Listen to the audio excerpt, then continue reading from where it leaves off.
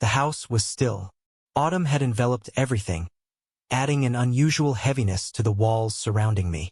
My thoughts wandered, caught between the demands of school and the enticing prospect of having the place to myself for the weekend. My dad had been away on a business trip for weeks, and my mom, who had just returned from visiting her sister, mentioned she'd soon be heading out again to catch up with an old friend. I could see the weariness in her eyes as she detailed her plans. She appeared exhausted, as if she were trying to escape something, though I couldn't quite pinpoint what that might be.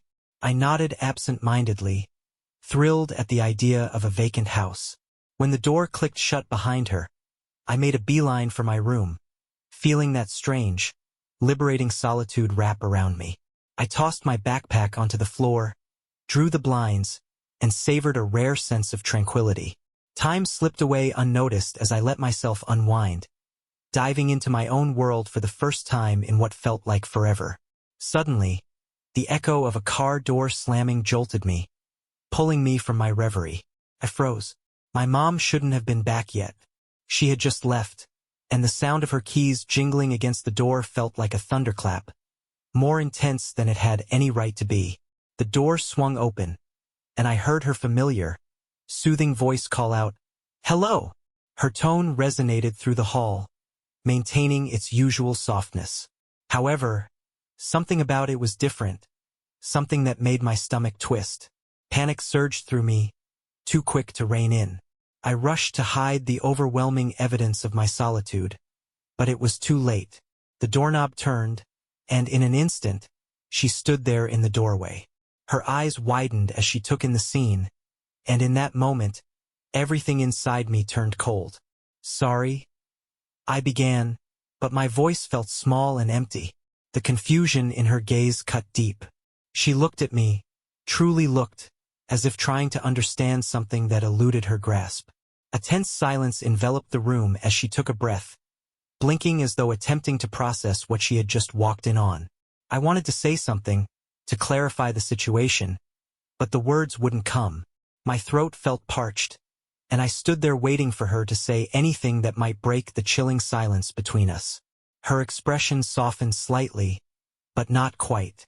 There was no anger in her gaze, just something much more intricate. After what felt like an eternity, she let out a quiet, almost inaudible sigh. Her face shifted into an expression I couldn't decipher. She blinked a few times and then, without another word, turned and exited the room, leaving the door slightly ajar. I could hear her footsteps fading down the hallway. I exhaled deeply, my mind swirling with a peculiar mix of embarrassment, confusion, and an undefined emotion. The tension hung in the air like a dense fog. Each step I took felt heavy, and I found myself avoiding her presence. Not from fear, but sheer discomfort. My mind replayed the moment she had entered my room. Her astonished face, the silence that followed. Couldn't shake it. As much as I wanted to move on, the memory clung to me, casting a shadow over every thought. One late evening, just as I was trying to lose myself in a textbook, a gentle knock on my door interrupted my concentration. For a moment, I froze, unsure if I wanted to face her. Then her voice came, soft yet somewhat hesitant. "Are you busy?" she asked quietly. I inhaled deeply, closed my book, and braced myself. "No, I'm just reading," I replied, attempting to keep my tone casual. She opened the door, peeking in with a faint smile. "I was just thinking, do you remember those nights we used to spend watching movies together? Those all-night marathons?" Her voice carried a sense of nostalgia, and for a fleeting moment, I glimpsed the mother I had known during my childhood. Lively and warm, always striving to bring everyone together. "Yeah, of course I remember," I replied, warmth creeping into my tone despite myself. "Would you want to do that again?" she asked, sounding almost shy.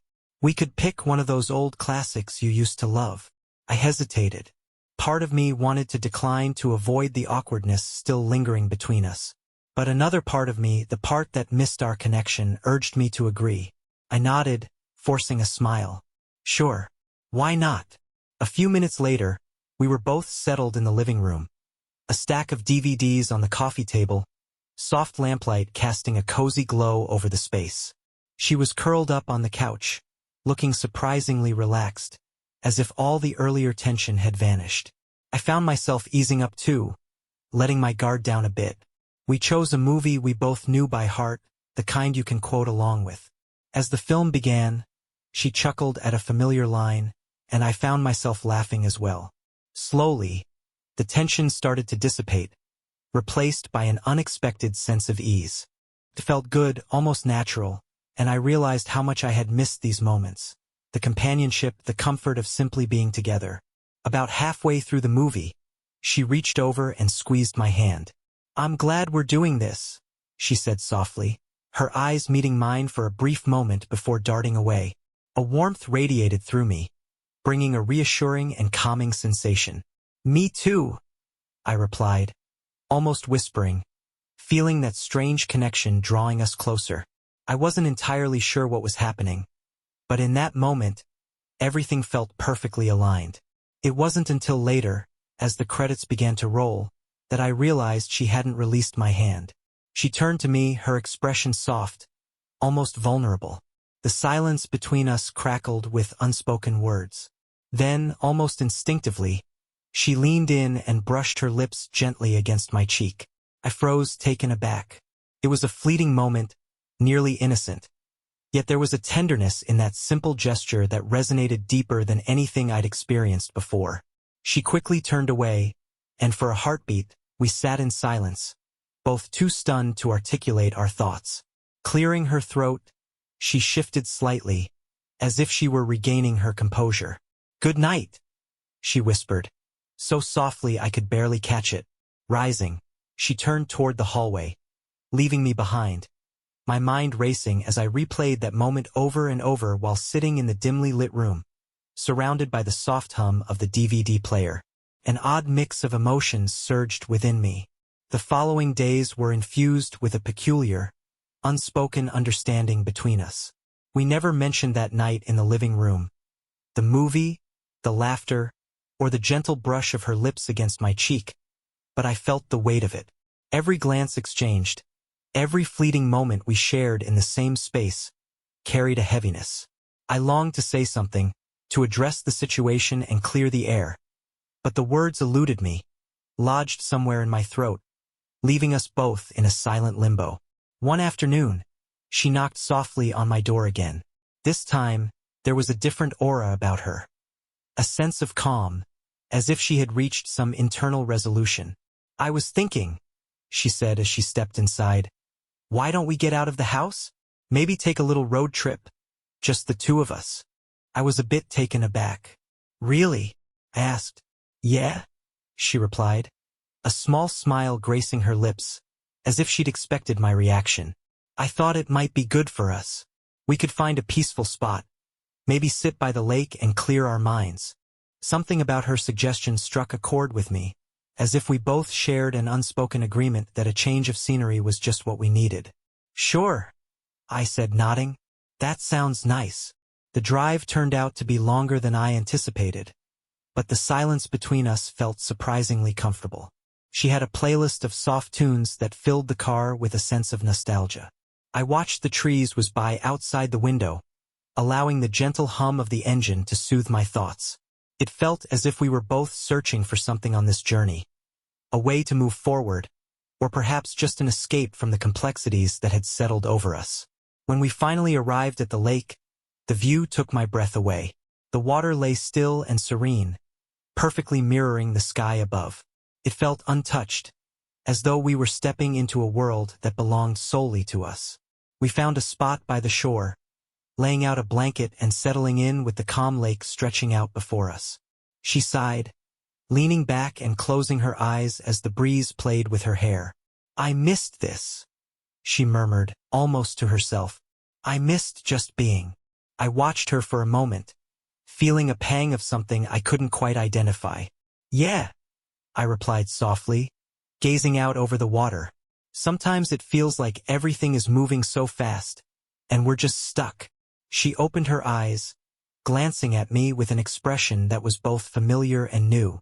"It's hard to find moments like this anymore," she said, her voice a gentle murmur. Life just takes over, doesn't it? I nodded, feeling the truth of her words settle deeply within me. We sat in silence for a while, simply observing the lake and allowing the stillness to fill the space between us. It felt like a release, a chance to breathe in harmony with the world around us. Then, out of nowhere, she reached over and placed her hand on mine, her fingers warm and reassuring. I looked down at our hands, a jolt of warmth coursing up my arm. It was such a simple gesture, yet it carried a weight that neither of us seemed willing to acknowledge.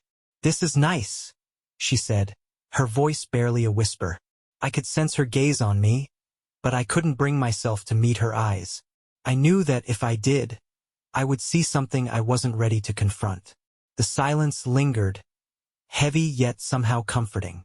Then, without a word, she rested her head on my shoulder, letting out a soft sigh. It was a small act, one we'd shared countless times before, but this time it felt different. There was a quiet intimacy in the gesture, something that transcended words. After what felt like an eternity, she lifted her head and looked at me. Her eyes were soft, searching, and I felt my heart skip a beat.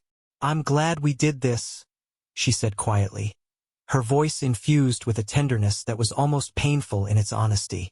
"Me too," I replied, struggling to keep my voice steady. Neither of us moved. We were locked in each other's gaze, and I felt an unusual pull, an invisible thread connecting us. Then, without thinking, I leaned in, brushing my lips against hers in a soft, tentative kiss. The kiss was quick, barely a whisper against my lips, but its effect left me breathless. Her eyes widened, yet she didn't pull away. Instead, she lingered close, her gaze infused with a quiet understanding. We remained silent, not daring to acknowledge what had just happened. She settled her head back on my shoulder, and we continued to watch the lake as the sun sank lower in the sky. As days passed, the tension between us thickened.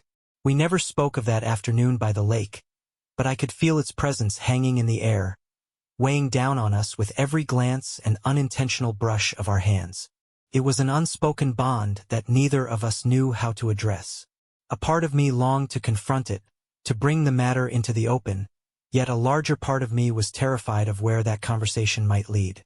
One late night, after I had retreated to my room, struggling to focus on my studies, a soft knock echoed through the silence. For a moment, I thought I was imagining it, but then it came again, gentle yet persistent. "Are you still awake?"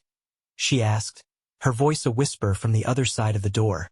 I hesitated, my heartbeat quickening as I stared at my blurred textbook. "Yeah, I'm awake. You can come in," I replied, shutting my book and sitting up as she entered the room. Dressed in a cozy, oversized sweater with her hair slightly tousled, she looked as if she hadn't slept at all. The expression on her face was hard to decipher, a mix of uncertainty and something deeper, a reflection of the turmoil swirling within me. "I know it's late," she said softly, avoiding my gaze as if she were second-guessing her choice. "But could you join me in the living room? I've been feeling a bit restless." I nodded, sensing the same pull I had felt by the lake. "Of course. Let's go," I replied, attempting to keep my voice steady. We walked quietly down the hall, an undercurrent of significance threading through this midnight rendezvous. The house was dark and still, shadows dancing across the walls as we made our way to the living room. She had set up a cozy nook on the couch, complete with blankets and a bottle of wine perched on the coffee table, its deep red color glistening under the soft light of a solitary lamp. With deliberate movements, she poured us each a glass, her actions almost ritualistic. We sat in silence for a moment, sipping slowly and allowing the wine's warmth to envelop us. "I couldn't sleep," she finally broke the quiet, her voice cutting through the stillness. "I've been thinking about everything." I nodded, my heart racing. "Yeah, same here," I said, surprised by my own candidness. "It feels like so much has changed, even though we're both pretending it hasn't." She stared at her glass, tracing its rim with her fingers. "I know," she whispered, her voice almost inaudible. and I don't know what to do about it." There was a rawness in her tone that made my chest ache. I wanted to comfort her, to say something that would ease the tension, but I felt at a loss. Instead, I observed her take a shaky breath, glancing at me with a look of quiet desperation. "It's like I'm losing you," she continued, her eyes shimmering with unshed tears, "and I don't know how to hold on. Everything feels different, and I'm not sure if it's meant to." Her words hit me like a physical blow. I had never heard her express herself so openly, so vulnerably. Setting my glass down, I instinctively reached out to cover hers with my hand. "You're not losing me," I reassured her softly, feeling the weight of my words. "I'm still here. We're both still here." She met my gaze, her eyes reflecting a fragile hope mingled with fear. For a heartbeat, we simply held each other's eyes, the unspoken tension between us tightening like a drawn bowstring. I wasn't sure who initiated it, but suddenly, we were close, our faces only inches apart. Her breath warmed my skin, and I could see uncertainty flickering in her eyes. But then she closed them, leaning in, her lips brushing against mine in a tentative, almost questioning kiss. This kiss felt different. It was gentle and hesitant, as if she were testing the waters, unsure of how far to venture. Yet there was an undeniable warmth in it, a tenderness that felt both comforting and new, wrapped in complexity. When we pulled apart, the silence that enveloped us was heavy with unspoken words. She looked at me, her eyes wide as if searching for answers in my expression. But I had none to provide. "I'm sorry," she whispered, her voice trembling. "I don't know why I did that." I shook my head, struggling to gather my thoughts. "You don't need to apologize," I said, barely managing to keep my voice steady. I didn't want you to stop." She closed her eyes, a tear slipping down her cheek. "This is all so confusing," she confessed, her voice just above a whisper. "I don't know what's right anymore." We sat there, the weight of our confusion pressing down on us, binding us in a way that felt both comforting and painful. She leaned into me, resting her head on my shoulder, and I wrapped my arm around her, pulling her close. We remained in that position for what felt like hours, allowing the silence to speak for us, letting the warmth between us offer solace that words couldn't convey. As the night wore on, the events of the evening settled heavily in my mind, bringing an overwhelming sense of exhaustion. Eventually, she drifted into a peaceful sleep beside me, her breathing gentle and rhythmic, her hands still intertwined with mine. I stayed awake, captivated by the rise and fall of her chest, while my mind spun with questions I couldn't seem to grasp. What were we doing? What did this mean for our relationship? I was aware that I couldn't ignore the feelings that had emerged, the emotions I had long buried, but the fear of crossing an irretrievable line kept me frozen. As dawn's light crept through the curtains, I quietly slipped out from under her, draping a blanket over her before making my way back to my room. I needed time to think, to process everything that had unfolded. Lying in bed, staring at the ceiling, I realized that things between us could never go back to how they were. That night had irrevocably altered the course of our relationship, leaving a mark that couldn't be erased. As much as I longed to hold on to the closeness we had discovered, I understood we were teetering on the brink of something perilous, something that could either draw us closer or tear us apart. The following days felt surreal, as if we were cohabiting the same house but existing in entirely different realities. I couldn't look at her without replaying that midnight conversation in my mind, remembering how her head had rested on my shoulder and the warmth of her fingers woven with mine. A nagging ache settled between us, thick and unavoidable, yet we never dared to speak of it. Every time I tried to broach the subject, to acknowledge what had transpired, the words slipped away, leaving me trapped in a cocoon of silence. One evening, just as I was preparing to study, she appeared in my doorway. Her expression was hard to read, but the tension around her eyes betrayed her inner turmoil. She hesitated for a moment before stepping into the room, crossing an invisible boundary. "We need to talk," she said quietly, her voice taut. "I can't keep pretending that everything is fine." I shut my book, my heart racing. I had been anticipating this moment, but now that it was here, dread settled in my stomach. "I know," I replied, my voice barely above a whisper. "I don't know how to handle this either." Taking a deep breath, she walked over to sit beside me on the bed. The silence stretched between us, thick and unresolved. She fidgeted with her fingers, an unfamiliar gesture that made it clear how deeply affected she was by everything. Finally, she spoke, her voice trembling. "I think we need to establish some boundaries," she said. "Things have gotten too blurry lately, and I'm not sure that's safe for us." The word safe pierced through the fog of emotions clouding my mind. I nodded slowly, feeling incapable of forming words. I wanted to ask why it had come to this, why we had crossed lines that could never be uncrossed. But the questions felt too raw, too exposed. "Maybe we should take a step back," she continued, glancing at me with uncertainty in her eyes, "to remind ourselves of who we are to each other." My heart sank at her suggestion. I knew she was right, yet the thought of retreating, of returning to the emotional distance we once shared, felt like a painful loss. I wasn't ready to confront that reality. She reached out, her hand resting on mine. The touch was warm and familiar, yet it carried a fragility that felt like an impending farewell. "I'm still your mother," she whispered, as if reassuring both herself and me. "And I love you as my son. We have to hold on to that." I met her gaze, feeling the weight of her words settle heavily in my chest. "I know," I said, my voice barely audible. "I don't want to lose you, but I don't know how to make these feelings go away." Her eyes shimmered with a blend of sorrow and something that resembled regret. "It's complicated," she admitted, her tone raw and sincere. "I'm not sure how we ended up here, but whatever this is, it can't continue. We need to find a way back." For what felt like an eternity, we sat there, enveloped by silence filled with unsaid thoughts. There was a yearning, a longing that neither of us could articulate, hanging in the air like a tangible weight. Then, almost instinctively, she leaned in and pressed a gentle kiss on my forehead. It was a mother's kiss, tender and filled with unspoken affection, but it carried a different significance this time, a sense of closure. "I just want you to know," she murmured, her voice thick with emotion, "that you mean the world to me. I never intended for things to get so complicated." I swallowed hard, a tightness forming in my throat.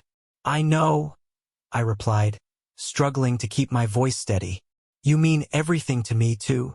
We fell into silence again, each lost in our thoughts, the weight of her words pressing heavily upon us. Yet there was an understanding, a silent agreement that this was where we drew the line and where we would attempt to rebuild what had been lost. As she rose to leave, she offered me a sad, lingering smile. "Good night," she whispered, turning to the door. Just as she reached the threshold, she paused, her back still to me. "Sometimes I wonder," she said softly, her voice almost a whisper, "if things could have been different, if maybe in another life we could have been something else." My heart stopped, the gravity of her words pulling me under. She didn't turn to look at me, and I remained still, afraid that if I moved, everything would shatter. I yearned to reach out, to say something, anything, to disrupt the weight of that moment, but I couldn't find the words. Without another sound, she slipped away, her footsteps fading down the hallway, leaving me enveloped in quiet. I sat there, her words echoing in my mind, filling me with an aching emptiness. Could things have been different? Could we have been something else? I didn't know, and the question lingered in the air, haunting me as the silence of the empty room enveloped me.